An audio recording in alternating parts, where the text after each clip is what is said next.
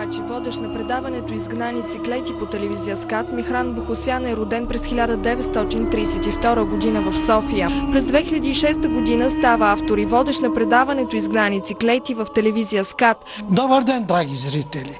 Аз съм Михран Бохосян. Започва поредното предаване от рубриката "Изгнаници клети", посветена на трагедията на арменския народ в Османската империя, но и на многовековната дружба, приятелство и взаимни симпатии между българския и арменския народ. Новината за неговата кончина е тежка и неочаквана за близките му и дългогодишните му колеги.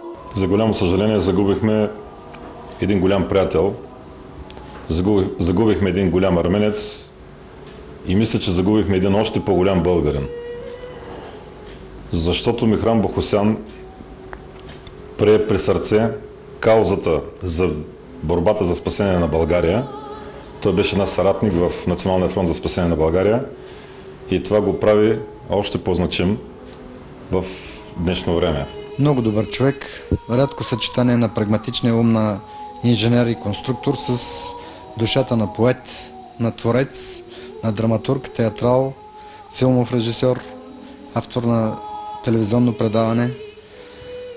Изключителен ерудит и познавач на една материя, която допреди да почне той предаването беше съвсем неразкрита за българската общественост. Темата за арменския геноцид и значението на неговото признаване в света.